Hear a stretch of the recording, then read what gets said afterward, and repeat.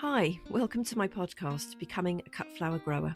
I'm your host, Lydia, and I'm here to share my year of growing and selling cut flowers. I'll be giving you the lowdown on everything I'm doing and sharing all the highs and lows, the good times and the inevitable disasters, all in real time. Join me on my cut flower journey, starting right now. Hello and welcome to the latest episode. It's Tuesday, the 18th of November, 2025, and I am your host for the episode, Lydia. So welcome. We have been plunged into winter. We went from most apocalyptic, semi-apocalyptic rain on Friday, which did actually cause quite a lot of flooding across the country, into full-on winter with like absolutely nothing in between. And it had been really mild last week, like 16, 17 degrees, which for November is amazing. And then all of a sudden it's like zero, freezing. We've had a first frost. The dahlias have been done in, not mine in the field because I cut them down on Saturday, but I had one in my garden. And so it's suddenly feeling very cold. I've got about 20 layers on at the moment. I can't find my ski trousers, which is really annoying, but they make this weird swishing noise when I walk anyway. So they're not ideal, but they do at least keep me warm. And I can't ski. I just went to the shop and bought them because they are the warmest things in the world. But the trouble is, I put all this warm weather gear on and then I get on a job and I get so hot working that you end up wearing virtually nothing because you're just overheating. But there we are. So the birdies all had porridge for their breakfast this morning. They absolutely love it. They get so excited. They stick their heads right in and they get porridge all over their faces and they spend the next half an hour just cleaning each other up. It's very cute. And I'm back to recording this at 9 o'clock in the evening, which just reminds me of the good old days of the summer where I would be literally skidding through the door at 9:45 and then recording at 11 o'clock at night. Lovely. I miss that so much. It does feel like summer was a very long time ago already, but this year feels like about 2 years in one. It really just won't end on the one hand, and then on the other hand, it's going so incredibly fast. And I daren't mention the C word, but it's coming at us very quickly. And I feel I felt really melancholy today. So I'm not going to talk for ages on the podcast tonight. Some of the episodes I think have got a bit long and rambling, and I don't want to depress you. That is not the point of the episode. What was I going to tell you about? So the course. So my course that I'm doing with Jenny Marks, she does the 6-figure flower farming course, which now I've done module one. I think 6 figures is so out of the window. It's ridiculous, but I have finished module one. So unlike my RHS level two, which I did years ago, that was very much self-paced. You paid for the course, you got the entire thing in one go. And that is a big old course. And then you work through it at your own pace. And when you're finished, you book yourself in for the exams in a local exam centre, and then you're done. This one is very different. The modules get dropped every Friday, and then we have a call the following Wednesday. And then, obviously, 2 days later, the next module comes out. And I wanted to make sure I was on top of it. So I have finished module one. The pace is very pacey, and the work is very detailed. It requires proper numbers, proper thinking. There are lots of very active students on the community group, which is lovely. And there's a great place where you can ask questions, and they've been answered incredibly quickly, which is amazing. And it's been a really, really insightful module. I mean, that they're questions that you look at them and you think, oh yeah, I should know that. I should have done that. I should have thought of that. And even if I had, I don't think I'd have put myself under the pressure of having to go on a call a few days later to talk about it, to actually do the work. So one of the great things about this course, of which there are many, is that it actually forces you to do the work, because I don't want to turn up on the call on Monday and not having done it. And you do these blocks of work, and then you can really look back on what you've done and say, oh, okay, right, I know where I am now. So it's amazing. It really is. It's very insightful, and it's sort of shining a light on this whole side of the business, which I have just ignored. I've just been like, woohoo, I sold some stems. That's so amazing. Take a photo. Yeah, lovely. And this is a whole different board game. I'm very impressed. So Saturday, I had an entire day on the plot, which was amazing. And honestly, it wasn't as productive as it was meant to be. The plan was, well, there were lots of plans. There were lots of things that are going to be planted, all the dahlias in the wheelbarrow, perennials transplanted, all sorts of stuff done. And I got out there and I thought I was really focused on the dahlia plots. So I had a good start with that. And I thought, I can't leave these dahlias where they are. So I didn't take the advice of my mentor, Richard Bailey, when I put these dahlias in the ground in spring. Richard does a double staggered row and then a nice wide path between these rows. And I don't quite know what happened to me, but I just went, oh no, I'll do single rows and I'll just put a path in between each row and I'll be able to fit down them.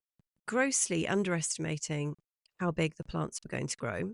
I didn't have massive expectations, to be in my defense, because of the soil, the depth of the soil, and the fact that we didn't have any water this year, and dahlias are supposed to be, so incredibly thirsty.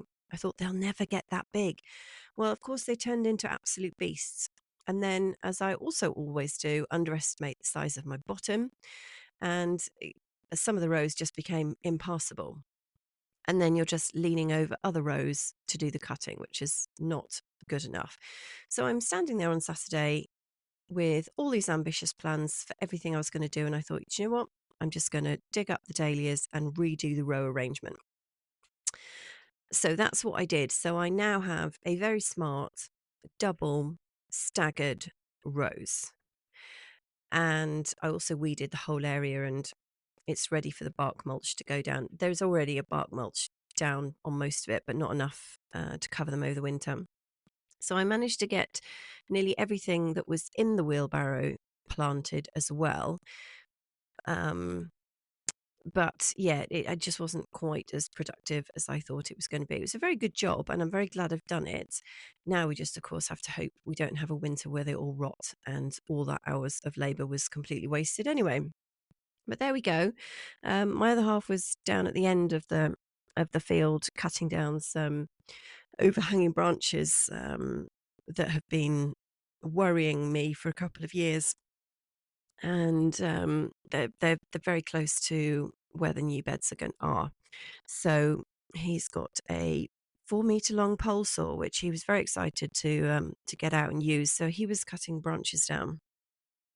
And I think he wants to set fire to them all. And I've decided that we're going to have a dead hedge. So I don't think I'm going to win any prizes for that decision because it means all the branches need dragging completely the opposite end of the plot. But I I think that would be a much better use of them. So that was really my day on Saturday. And yeah, just as I say, not as productive as it could have been, but I have done an excellent job. And, fingers crossed the dahlias survive the winter. So yesterday, I told you I was going off to a meeting of my fellow local growers that I'm in this WhatsApp growers group with. One of the ladies is retiring. And so one of the other ladies suggested we all get together and have a coffee, have a wander around her new plot, and say goodbye to the lady that's retiring. Not really goodbye, but just sort of, it's a good excuse for a get together. And there were the most incredible pastries I think I've ever had in my life. Just absolutely amazing. They came from a local bakery and honestly, just incredible. Anyway, so that's what we all went to do on Monday, yesterday. And that was really amazing because I have met a couple of the ladies, but not the whole group. And there was about 10 of us. And there's such a lovely bunch of ladies. And it feels really good to meet up with people who are just as passionate about something as you are. And you can just talk and talk and talk. You don't need to know them. You don't need to get into any other detail about any other aspect of your life. It's literally just talk about flowers and plants and compost and all sorts of stuff for the duration. So it was wonderful, but I did come away with the most serious plot envy, and I don't think I'll be the only person that was just blown away by the setup. It was absolutely beautiful. Victoria's got this vision, and I'm just so green with envy. It was absolutely beautiful. It was like a textbook example of how to set up a cut flower field. It was just beautiful, all of it. The fencing was beautiful, the paths, the plants all grown from seed, these lovely long straight rows. It was level.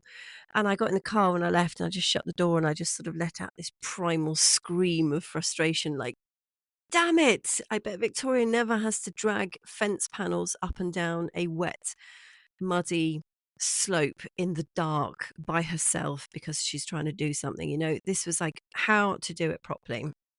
And there's me telling you not to compare yourself to other growers, and I'm terribly guilty of it. So yeah, so I think that's part of the melancholy today, and it's nobody's fault but my own for not being able to manage my emotions better. Um, but there we are. I'm sure at one point when I started out, my plot looked really nice and tidy as well. But yeah, I'm just so envious. Anyway, I'm trying not to think about it because everybody does things differently, and yeah, there we go. So Kylie's room is absolutely chock full of holly and some ivy that I've cut down from a job that I was on. Some of the holly's got like the soft edges, and some of it is the nightmare stuff that the prickles go straight through whatever type of glove you're wearing. And I tied them up in bunches, and then as I was lifting them out of the car, the string broke and all the bunches fell on the ground. So that's been quite hard work, but I just couldn't bear to throw it away. It was not wanted where it was, and I thought I don't think.